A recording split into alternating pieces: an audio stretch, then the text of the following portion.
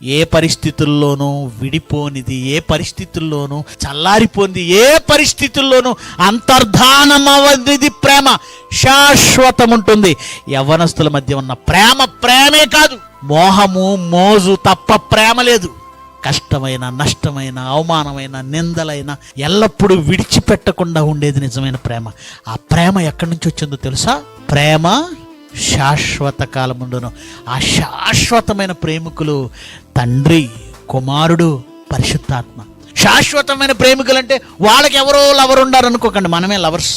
వాళ్ళకి ఎవరు ప్రేమికులు? మనం. తండ్రి మనల్ని ప్రేమిస్తున్నాడు, కుమారుడు మనల్ని ప్రేమిస్తున్నాడు, పరిశుద్ధాత్మ మనల్ని ప్రేమిస్తున్నాడు. వాళ్ళు శాశ్వత ప్రేమికులు. వాళ్ళ ప్రేమను మనం నెగ్లెక్ట్ చేస్తున్నాం అండి. వాళ్ళ ప్రేమను తృణీకరిస్తున్నాం.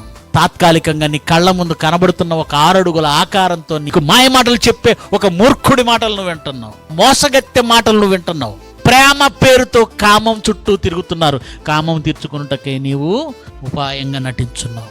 ఉపాయంగా నటిస్తావా? నిజమైన ప్రేమను అర్థం చేసుకుని ఆ ప్రేమకు బానిసవుతావా? దేవుని ప్రేమే నిజమైన ప్రేమ. ఇప్పుడు ప్రేమ అన్నదానికి సమాజానికి అర్థం తెలియదు.